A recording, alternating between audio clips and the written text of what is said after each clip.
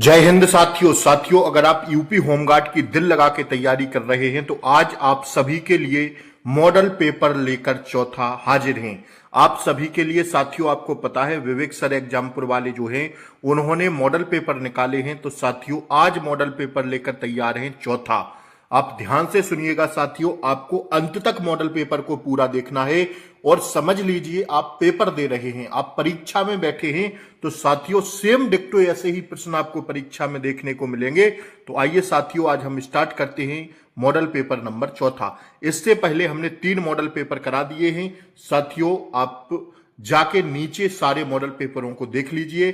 साथियों आपका काम हो जाएगा, धीमे धीमे हम सारे मॉडल पेपर आपको करा देंगे। तो साथियों अंत तक इस क्लास में जरूर बने रहना है। पहला प्रश्न करा है दोस्तों, कौन सा वेद सबसे पुराना है जिसमें देवताओं की स्तुति में भजन है। साथियों देवताओं की स्तुति में भजन किसमें है, सबसे पुराना भी कह रहा है तो साथियों सबसे पुराना है ऋग्वेद। ऑप्शन सी इसका एकदम सही जवाब हो जाएगा। पहले का राइट आंसर ऑप्शन सी है। दूसरा प्रश्न कर रहा है, भारत के राष्ट्रीय पक्षी मोर का वैज्ञानिक नाम क्या है। भारत का राष्ट्रीय पक्षी जो मोर है इसका वैज्ञानिक नाम क्या है। साथियों वैज्ञानिक नाम है पावो क्रिस्टेटस। क्या है भैया, पावो क्रिस्टेटस मोर का वैज्ञानिक नाम है, ठीक है ना। तीसरा प्रश्न करा है, सन 1954 में हुआ भारत चीन समझौता किस नाम से जाना जाता है। जो 1954 में भारत चीन समझौता हुआ है वो है किस नाम से जाना जाता है, पंचशील समझौता के नाम से जाना जाता है। किसके, पंचशील समझौता। ऑप्शन बी इसका सही जवाब है। सुवोत्रो कप निम्नलिखित में से किस खेल से संबंधित है। सुवोत्रो कप किस खेल से संबंधित है भैया, यह फुटबॉल से संबंधित है। ऑप्शन बी इसका एकदम सही जवाब है।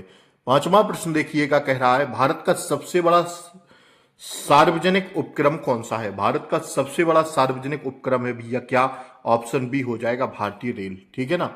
ऑप्शन बी इसका सही जवाब है। छठा प्रश्न कर रहा है, विद्युत ऊर्जा को यांत्रिक ऊर्जा में बदलना यंत्र है कौन सा।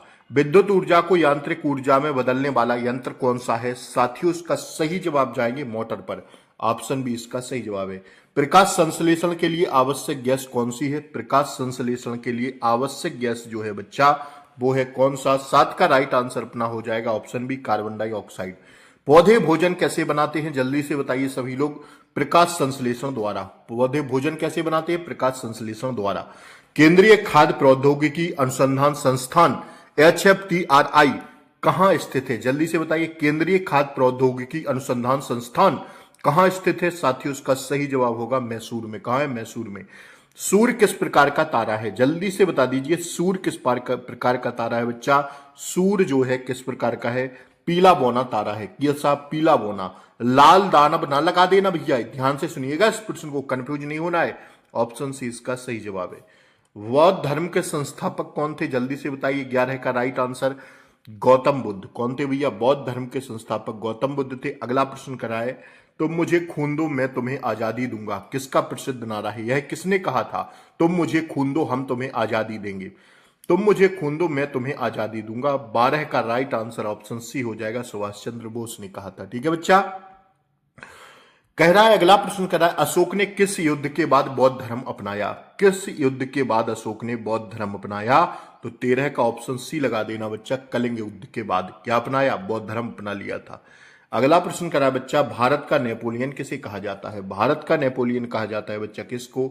14 का ऑप्शन ए हो जाएगा समुद्रगुप्त को। किसको, समुद्रगुप्त को। आइए, नमक कानून तोड़ने का उद्देश्य क्या था, जल्दी से बताइए। नमक कानून तोड़ने का उद्देश्य क्या था। 16 का ऑप्शन सी हो जाएगा बच्चा, ब्रिटिश कर नीति का विरोध। किसका, ब्रिटिश कर नीति का विरोध।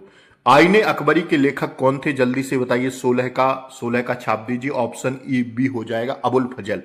क्रांतिकारी भगत सिंह को फांसी कब दी गई, 1931 में दी गई बच्चा, हम सब लोग जानते हैं। ऑप्शन सी इसका बिल्कुल सही जवाब है, ठीक है भैया। खिलाफत आंदोलन का मुख्य उद्देश्य क्या था, जल्दी से बताइए। 18 का खिलाफत आंदोलन का मुख्य उद्देश्य था तुर्की के खलीफा की सत्ता बचाना। क्या था भैया, तुर्की के खलीफा की सत्ता बचाना। 19वां प्रश्न क्या है, भारत का संविधान किस देश से संघीय व्यवस्था की प्रेरणा लेता है। भारत का संविधान किस देश से संघीय व्यवस्था की प्रेरणा लेता है। तो 19 का राइट आंसर जाएंगे ऑप्शन डी पर, कनाडा के संविधान से, ठीक है। अगला प्रश्न कर रहा है, भारतीय संविधान का निर्माता किसे कहा जाता है। देखिए, भारतीय संविधान का निर्माता डॉक्टर भीमराव अंबेडकर को कहते हैं। ऑप्शन सी सही जवाब है। लेकिन आपसे पूछ ले कि भारतीय संविधान का जनक किसे कहा जाता है, तब भी भीमराव अंबेडकर है। और अगर कह दे कि भारतीय संविधान की जननी किसे कहा जाता है, तब भी डॉक्टर भीमराव अंबेडकर को जी को ही कहा जाता है। ठीक है, सारे प्रश्न याद रखिएगा। ग्राम पंचायत का चुनाव लड़ने के लिए न्यूनतम आयु क्या होनी चाहिए, जल्दी से बताइए। 21 का, तो 21 का छाप दीजिए बच्चा। ऑप्शन क्या हो जाएगा इसका सही, जल्दी से बता दीजिए भैया। ऑप्शन बी, 21 वर्ष होना चाहिए आपकी आयु। ठीक है। संविधान की प्रस्तावना में भारत को किस रूप में घोषित किया गया है, संविधान की प्रस्तावना में भारत को किस रूप में घोषित किया गया है, समाजवादी, लोकतंत्रात्मक, गणराज्य, या साथियों ऑप्शन ऊपर होंगे, देख लेते हैं हम लोग एक बार। तो भारत की प्रस्तावना में भारत को संप्रभु, समाजवादी, पंथनिरपेक्ष, लोकतंत्रात्मक, गणराज्य स्थापित किया गया है। ऑप्शन सी इसका सही जवाब है। ठीक है बच्चा। आइए 23वां प्रश्न हम लोग बढ़ते हैं। 22 हो गया ना, 23वां प्रश्न देखिए। पिछले दशक के दौरान भारतीय अर्थव्यवस्था के किस क्षेत्र में उल्लेखनीय विस्तार दिखाया है, जल्दी से बताइए। 23 का ऑप्शन सी हो जाएगा, तृतीयक क्षेत्र का विस्तार दिखाया है। अगला प्रश्न कराया 24वां। भारत में पंचवर्षीय योजनाएं किस पर आधारित हैं, जल्दी से बताइए। भारत में पंचवर्षीय योजनाएं भैया मिश्रित अर्थव्यवस्था, मिक्स्ड इकोनॉमी पर आधारित हैं। ठीक है बच्चा, 24 का ऑप्शन सी सही जवाब है। भारतीय रिजर्व बैंक की स्थापना कब हुई थी, जल्दी से बताइए। 25 का ऑप्शन भी हो जाएगा, 1935 में हुई थी। कब हुई थी, 1935 में। भारत की शास्त्रीय नृत्य शैली कथक किस राज्य से संबंधित है, कथक जल्दी से बता दीजिए। 26 का हो जाएगा ऑप्शन सी, अपने उत्तर प्रदेश से। कह रहा है वेद किस भाषा में रचित हैं, वेद बताइए किस भाषा में रचित हैं। 27 बताइए जल्दी से। ऑप्शन सी हो जाएगा, संस्कृत भाषा में रचित हैं वेद। ठीक है। भारत का सबसे बड़ा धार्मिक ग्रंथ कौन सा है, जल्दी से बताइए। भारत का सबसे बड़ा धार्मिक ग्रंथ है बच्चा कौन सा, ऑप्शन बी, महाभारत। भारत की प्रमुख खरीफ फसल कौन सी है, 29 का बताइए। ऑप्शन सी हो जाएगा, धान। और बाकी चना, सरसों, गेहूं, ये सब किसकी फसलें हैं, रबी की फसलें हैं। तो खरीफ की पूछ रहा है तो धान सही राइट आंसर है। कह रहा है मिश्रित कृषि में सम्मिलित है क्या, मिश्रित कृषि में जो सम्मिलित है बच्चा वो कई तरह की फसलें उगाना तथा पशुपालन भी करना सम्मिलित है। ऑप्शन सी इसका सही जवाब है। अगला प्रश्न कर रहा है भारत का विदेश व्यापार किस माध्यम से सर्वाधिक होता है, विदेश व्यापार सर्वाधिक होता है भैया 31 का राइट आंसर जाएंगे ऑप्शन डी पर, समुद्री मार्ग द्वारा। जहाजों से सबसे ज्यादा माल आता है विदेशों से। और क्या है, हाल ही में समाचारों में रहा प्रोजेक्ट कुशा किससे संबंधित है, जल्दी से बताइए। प्रोजेक्ट कुशा किससे संबंधित है, 32 का ऑप्शन भी हो जाएगा, वायु रक्षा प्रणाली से संबंधित है। अगला प्रश्न कर रहा है दोस्तों 2011 की जनगणना के अनुसार भारत की कुल जनसंख्या में नगरीय जनसंख्या का प्रतिशत कितना है। साथियों इसका सही जवाब होगा 31.16%। कितना, 31.16%। ओजोन परत का मुख्य कार्य क्या है, जल्दी से बताइए। 34 का ओजोन परत का मुख्य कार्य है परावैंगनी किरणों से रक्षा। क्या है भैया, परावैंगनी किरणों से रक्षा। वनों की अंधाधुंध कटाई से क्या प्रभाव पड़ता है, वनों की अंधाधुंध कटाई से क्या प्रभाव पड़ता है। 35 का ऑप्शन सी, जलवायु असंतुलन को रोकना। ठीक है। कह रहा है पर्यावरण संरक्षण दिवस कब मनाया जाता है, पर्यावरण संरक्षण दिवस कब मनाते हैं। 36 का ऑप्शन भी 5 जून को मनाते हैं। नागरीकरण का अर्थ है, नगरीकरण का अर्थ क्या है, जल्दी से बताइए। 37 का ऑप्शन भी हो जाएगा, शहरों की जनसंख्या में वृद्धि। ठीक है, नगरीकरण का यही उद्देश्य है। कह रहा है अगला प्रश्न 38वां देखिएगा, निम्नलिखित में से किस फसल में सबसे ज्यादा प्रतिशत तेल की मात्रा होती है, निम्नलिखित में से किस फसल में सबसे ज्यादा प्रतिशत तेल की मात्रा होती है।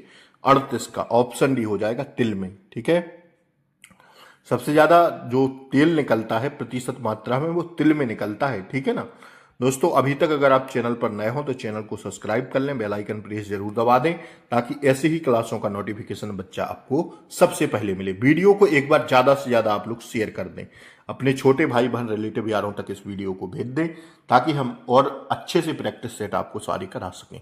दोस्तों वीडियो को लाइक करना ना भूलें, शेयर करना ना भूलें और चैनल पर अगर अब तक नए हो तो सब्सक्राइब कर लें ताकि जैसे ही हम क्लास यहां से अपलोड करें उसका नोटिफिकेशन आपको सबसे पहले मिले। 25, 26, 27 अप्रैल में आपकी परीक्षाएं हैं बच्चा, तो जी जान लगा के पढ़ते रहिए। आइए, कायांतरण चट्टानों को बदलता है कौन, जल्दी से बताइए। 39 का राइट आंसर। तो भैया यह बदलता है, कौन बदलता है जल्दी से बता दीजिए, संरचना और बनावट। ठीक है ना, तो ए और बी दोनों हो जाएंगे, ऑप्शन सी इसका एकदम सही जवाब हो जाएगा। ठीक है बच्चा। आइए, कह रहा है किस मौसम में उत्तर पूर्वी व्यापारिक हवाएं भारत पर हावी होती हैं, किस मौसम में उत्तर पूर्वी व्यापारिक हवाएं भारत पर हावी होती हैं। तो 40 का राइट आंसर ऑप्शन डी पर जाएंगे, शीत ऋतु के मौसम में। प्रायद्वीपीय भारत की सबसे ऊंची चोटी कौन सी है? प्रायद्वीपीय भारत की सबसे ऊंची चोटी है बच्चा अना अनाईमुडी। अनाईमुडी ऑप्शन ए इसका सही जवाब है 41 का। ठीक है, 42वां देखिए प्रश्न। भारत का सबसे बड़ा पठार कौन सा है? 42 का मारिए जल्दी से, दक्कन का पठार, ऑप्शन बी इसका सही जवाब है। ठीक है बच्चा। 43वां प्रश्न कर रहा है, जोग जलप्रपात किस राज्य में स्थित है? जोग जलप्रपात बताइए जल्दी से, जल्दी से बताइए। 43 का जोग जलप्रपात बच्चा कर्नाटक में है। कहां है? कर्नाटक में। आइए, पालघाट निम्नलिखित में से किस राज्य से जुड़ा हुआ है? पालघाट निम्नलिखित में से किस राज्य से जुड़ता है? जल्दी से बताइए। 44 का ऑप्शन सी केरल और तमिलनाडु से। ठीक है, अगले प्रश्न देखिए। 45वां प्रश्न क्या है, उत्तर प्रदेश में सर्वाधिक खनिज कौन सा पाया जाता है? जल्दी से बताइए। 45 का उत्तर प्रदेश में सर्वाधिक खनिज कौन सा पाया जाता है? 45 का ऑप्शन सी हो जाएगा चूना पत्थर। उत्तर प्रदेश का कौन सा जिला हैंडलूम उद्योग के लिए प्रसिद्ध है? तो 46 का ऑप्शन सी जाएंगे वाराणसी। ठीक है, अगला देखिए 47वां प्रश्न क्या कह रहा है। कह रहा है, दैनिक अमर उजाला समाचार पत्र का प्रकाशन किस वर्ष में प्रारंभ किया गया था? जो दैनिक अमर उजाला है ना समाचार पत्र, उसका प्रकाशन किस वर्ष किया गया था? 47 का बताइए। ऑप्शन सी हो जाएगा 1948 में किया गया था। कब किया गया था? 1948 में। ठीक है ना, 47 का क्या हो जाएगा? Option C. आइए 48वां प्रश्न देखते हैं। मिसप्रिंट है, आप लोग देखते रहिए, हम पढ़ पढ़ के बता रहे हैं। उत्तर प्रदेश का प्रसिद्ध लोक नृत्य कौन सा है? उत्तर प्रदेश का प्रसिद्ध लोक नृत्य भैया कौन सा? बताइए 48 का जल्दी से। ऑप्शन सी हो जाएगा रासलीला। उत्तर प्रदेश में संयुक्त परिवार प्रणाली का मुख्य आधार क्या है? 49 बताइए। 49 का हो जाएगा बच्चा ऑप्शन बी कृषि व्यवस्था। ठीक है, अगला देखिए 50वां प्रश्न। उत्तर प्रदेश की ग्राम पंचायत का मुख्य प्रमुख कौन होता है? उत्तर प्रदेश की ग्राम पंचायत का मुख्य प्रमुख कौन होता है? तो 50 का राइट आंसर जाएंगे ऑप्शन ए पर, सचिव साहब होते हैं। ठीक है, सर्वाधिक अनुसूचित जनजाति वाला जिला कौन सा है? 51 बताइए। 51 का राइट आंसर ऑप्शन ए हो जाएगा सोनभद्र। ठीक है ना, सर्वाधिक अनुसूचित जनजाति वाला जिला उत्तर प्रदेश का सोनभद्र है। ठीक है ना। शारदा जल विद्युत परियोजना उत्तर प्रदेश के किस जिले में स्थित है? शारदा जल विद्युत परियोजना उत्तर प्रदेश के किस शहर में स्थित है? तो 52 का राइट आंसर ऑप्शन ए होगा बनवासा पीलीभीत में। ठीक है, कह रहा उत्तर प्रदेश में मनाया जाने वाला प्रमुख लोक पर्व कौन सा है? 53 ऑप्शन सी छठ पूजा। ठीक है ना, देखते चलिए महत्वपूर्ण प्रश्न। भारत में पहला पुरुष हॉकी विश्व कप किस वर्ष जीता था? भारत ने पहला पुरुष हॉकी विश्व कप किस वर्ष जीता था? 54 का ऑप्शन सी 1975 में जीता था। ठीक है ना, अगला प्रश्न कह रहा है भारत में खेल प्रशिक्षण में उत्कृष्टता के लिए कोचों को कौन सा पुरस्कार दिया जाता है? 55 का ऑप्शन सी द्रोणाचार्य पुरस्कार दिया जाता है कोचों को। ठीक है ना, आइए 56वां प्रश्न कह रहा है उत्तर प्रदेश में भूमि अभिलेखों का रख रखाव कौन करता है? जल्दी से बताइए। उत्तर प्रदेश में भूमि अभिलेखों का रख रखाव कौन करता है? 56 का राइट आंसर जाएंगे हम लोग किस पर? ऑप्शन बी पर, लेखपाल। ठीक है ना, अगला देखिए जिले का सर्वोच्च प्रशासनिक अधिकारी कौन होता है? 57 का राइट आंसर ऑप्शन सी हो जाएगा जिलाधिकारी साहब होते हैं, डीएम साहब। कह रहा है मानवाधिकार दिवस कब मनाया जाता है? 58 का बताइए। ऑप्शन बी 10 दिसंबर को मनाते हैं।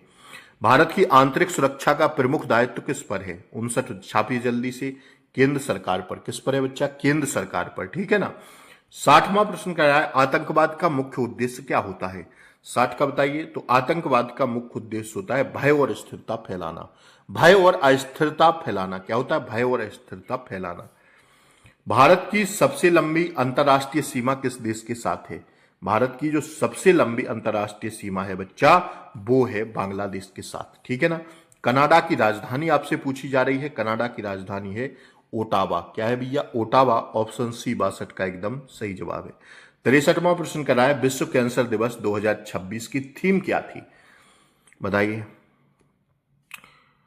United by unique. क्या थी? विश्व कैंसर दिवस 2026 की थीम थी भैया यूनाइटेड बाय यूनिक। क्या थी? United by unique. 63 का एकदम राइट आंसर ऑप्शन ए सही है। अगला देखिए डिजिटल इंडिया अभियान का उद्देश्य क्या है? 64 का बताइए। ऑप्शन सी हो जाएगा डिजिटल सेवाओं का विस्तार। क्या है भैया? डिजिटल सेवाओं का विस्तार। ऑप्शन सी 64 का सही जवाब है। 65वां प्रश्न हम लोग देखेंगे बेटी बचाओ बेटी पढ़ाओ योजना कब शुरू की गई थी? तो 65 का ऑप्शन बी हो जाएगा 2015 में। आयुष्मान भारत योजना किससे संबंधित है? 66 का ऑप्शन बी स्वास्थ्य से संबंधित है। किससे? स्वास्थ्य से। विश्व कैंसर का मुख्यालय कहां स्थित है? विश्व बैंक का मुख्यालय कहां स्थित है? 67 ऑप्शन ए हो जाएगा वाशिंगटन डीसी में। ठीक है बच्चा, अगला प्रश्न देखिएगा आप लोग। इंटरपोल का मुख्यालय कहां स्थित है? इंटरपोल का मुख्यालय बताइए जल्दी से बता दीजिए। 68 का ऑप्शन ए हो जाएगा लियोन, फ्रांस में। ठीक है बच्चा, अगला प्रश्न देखिए। सार्क का मुख्यालय कहां है? 69 का ऑप्शन बी काठमांडू में स्थित है। ठीक है, अगला देखिए। अंतरराष्ट्रीय मुद्रा कोष IMF का मुख्यालय कहां है? 70 का बताइए। ऑप्शन सी हो जाएगा वाशिंगटन डीसी में स्थित है। ठीक है, यूनिसेफ का क्षेत्र में कार्य करता है। यूनिसेफ किस क्षेत्र में कार्य करता है? 71 का ऑप्शन बी बच्चों के कल्याण में। ठीक है, बच्चों का कल्याण करने में। भारत रत्न पुरस्कार किस क्षेत्र में दिया जाता है? भारत रत्न पुरस्कार किस क्षेत्र में दिया जाता है? तो 72 का ऑप्शन हम लोग देखेंगे, ऊपर होंगे ऑप्शन। ठीक है ना, तो भारत रत्न पुरस्कार दिया जाता है सभी क्षेत्रों में उत्कृष्ट सेवा के लिए। ठीक है, पद्म पुरस्कार कितने प्रकार के होते हैं? पद्म पुरस्कार कितने प्रकार के होते हैं? 73 का ऑप्शन बी हो जाएगा 3 प्रकार के होते हैं। ठीक है, आइए। टका किस देश की मुद्रा है भैया? टका किस देश की मुद्रा है? 74 बांग्लादेश की मुद्रा है टका। ठीक है, शिक्षक दिवस भारत में कब मनाया जाता है? जल्दी से बताइए। 75 का ऑप्शन सी हो जाएगा 5 सितंबर को मनाते हैं हम लोग टीचर्स डे। रेडियो का आविष्कार किसने किया? जल्दी से बताइए। 76 का ऑप्शन बी हो जाएगा। किसने किया रेडियो का आविष्कार? गुगलेमो मार्कोनी ने। किसने? गुगलेमो मार्कोनी ने। मार्कोनी याद रखिएगा, ऑप्शन बी इसका एकदम सही जवाब है। ठीक है ना। डीएनए की संरचना की खोज किसने की? अगला प्रश्न आपकी स्क्रीन पर ये रहा। डीएनए की संरचना की खोज किसने की? 77 का ऑप्शन बी वाटसन और फ्रिंक ने। किसने? वाटसन और फ्रिंक ने। राजा हर्षवर्धन की जीवनी हर्षचरित किसने लिखी? जल्दी से बताइए। 78 का ऑप्शन ए हो जाएगा बाणभट्ट ने। किसने लिखी? बाणभट्ट ने। कह रहा है द इंडियन स्ट्रगल 1920 से 1942 पुस्तक किसने लिखी? जल्दी से बताइए। द इंडियन स्ट्रगल पुस्तक किसने लिखी? 79 का बताइए। ऑप्शन बी सुभाष चंद्र बोस ने लिखी है पुस्तक। ठीक है, हाल ही में मिस वर्ल्ड 2025 का खिताब किसने जीता? हाल ही में मिस वर्ल्ड 2025 का खिताब जीता बच्चा किसने? ओपल सुचाता चुआंगसू ने। किसने? ओपल सुचाता चुआंगसू ने जीता यह खिताब। ठीक है ना। अब देखिए आगे 81वां प्रश्न देखिए। उत्तर प्रदेश सरकार द्वारा प्रथम सौर ऊर्जा नीति किस वर्ष आई थी? उत्तर प्रदेश सरकार द्वारा प्रथम सौर ऊर्जा नीति किस वर्ष आई थी? 81 छापिए जल्दी से। ऑप्शन सी हो जाएगा 2017 में आई थी। ठीक है, आइए। प्रधानमंत्री जनधन योजना का मुख्य उद्देश्य क्या था? प्रधानमंत्री जनधन योजना का मुख्य उद्देश्य 82 का हो जाएगा ऑप्शन बी वित्तीय समावेशन। ठीक है ना। कह रहा है 83वां प्रश्न। भी रामजी के तहत एक वित्तीय वर्ष में कितने दिनों के गारंटीकृत रोजगार का प्रावधान है? बताइए। 83 का ऑप्शन डी हो जाएगा 125 दिन। ठीक है ना। आयुष्मान भारत योजना के अंतर्गत कितने रुपए का बीमा मिलता है? आयुष्मान भारत योजना के अंतर्गत कितने रुपए का बीमा मिलता है? 84 का हो जाएगा ऑप्शन सी 5 लाख रुपए का। ठीक है ना। वृद्धावस्था पेंशन योजना का उद्देश्य क्या है? 85 का बताइए। ऑप्शन सी बुजुर्गों को आर्थिक सहायता। क्या है? बुजुर्गों को आर्थिक सहायता। महिला सशक्तिकरण का मुख्य उद्देश्य क्या है? जल्दी से बताइए। 86 का ऑप्शन बी हो जाएगा महिलाओं को समान अधिकार। ठीक है बच्चा, आइए। आत्मनिर्भर भारत अभियान का उद्देश्य क्या है? 87 का बताइए। ऑप्शन सी हो जाएगा घरेलू उत्पादन को बढ़ावा देना। भूकंप किसके कारण आता है? अगला प्रश्न कह रहा है भूकंप किसके कारण आता है बच्चा? भूकंप आता है आपके किसके कारण? 88 का ऑप्शन सी हो जाएगा प्लेटों की गति के कारण। ठीक है ना। 89वां प्रश्न आपकी स्क्रीन पर ये रहा। G20 सम्मेलन किससे संबंधित है? G20 सम्मेलन किससे संबंधित है? वैश्विक अर्थव्यवस्था से। ठीक है, ग्लोबल इकोनॉमी से। आइए। कोप सम्मेलन का संबंध किससे है? कोप सम्मेलन का संबंध किससे है? 90 का ऑप्शन सी जाएंगे खेल से। ठीक है ना। 90 का नहीं नहीं नहीं नहीं नहीं, कोप तो यार जलवायु परिवर्तन में आता है, ऑप्शन बी होगा। कोप सम्मेलन का संबंध जलवायु परिवर्तन से, 90 का ऑप्शन बी होगा, सॉरी। उत्तर प्रदेश में राष्ट्रीय आलू अनुसंधान केंद्र कहाँ स्थित है, 91 का ऑप्शन सी हो जाएगा, मेरठ में। ठीक है, 91 ऑप्शन सी। 92वां प्रश्न देखिए, उत्तर प्रदेश का कौन सा जिला इत्र नगरी के लिए जाना जाता है, तो वो कन्नौज, कन्नौज है इत्र नगरी के लिए। कायरो किस देश की राजधानी है, कायरो, 93 ऑप्शन बी, मिस्र की राजधानी है बच्चा कायरो, क्या है, कायरो। अगला कह रहा है फरवरी 2026 में अंतरराष्ट्रीय सौर संगठन सौर गठबंधन का नया अध्यक्ष किसे चुना है, 94 का ऑप्शन ए हो जाएगा, भारत को चुना है। ठीक है, ठीक है ना बच्चा। आइए अगला प्रश्न देखिए, फील्ड मार्शल KM करियप्पा की याद में भारतीय थल सेना दिवस कब मनाया जाता है, ऑप्शन बी, 15 जनवरी को मनाते हैं। ठीक है, आइए और प्रश्न देखिएगा, भारत का पहला डिजिटल विश्वविद्यालय किस राज्य में स्थापित किया गया, 96 का ऑप्शन बी हो जाएगा, केरल में। अगला प्रश्न कह रहा है मेक इन इंडिया अभियान का उद्देश्य क्या है, 97 का ऑप्शन सी, भारत में निर्माण को बढ़ावा देना। जय जवान जय किसान का नारा किसने दिया, देख लीजिए, जय जवान जय किसान का नारा दिया दोस्तों किसने, 98 का ऑप्शन बी, लाल बहादुर शास्त्री ने। ठीक है ना। संविधान का रक्षक किसे कहा जाता है, संविधान का रक्षक सर्वोच्च न्यायालय को, सुप्रीम कोर्ट को कहते हैं, जो दिल्ली में स्थित है। भारत का राष्ट्रीय ध्वज किसने डिजाइन किया, तो डिजाइन किया था भैया पिंगली वेंकैया ने, किसने, पिंगली वेंकैया ने भारत का जो है राष्ट्रीय ध्वज का डिजाइन किया था। तो दोस्तों मैंने 100 प्रश्न आपको गोली की तरह रिवीजन कराए। कैसा लगा यह चौथा मॉडल पेपर, जल्दी से बताएं। कुछ मिसप्रिंटिंग थी, मैंने सही सही सब आपको पढ़ के बताए। एक बार समझ में ना आया हो दोबारा देखिएगा पूरा मॉडल पेपर, याद कर लीजिए सारे क्वेश्चन को, और वीडियो अच्छी लगी हो तो ज़्यादा से ज़्यादा शेयर कर दें, लाइक कर दें, और चैनल पर नए हो तो सब्सक्राइब कर लें। 5वें मॉडल पेपर के साथ मिलेंगे हम लोग कल, तब तक के लिए जय हिंद, टेक केयर, बाय बाय, नमस्कार।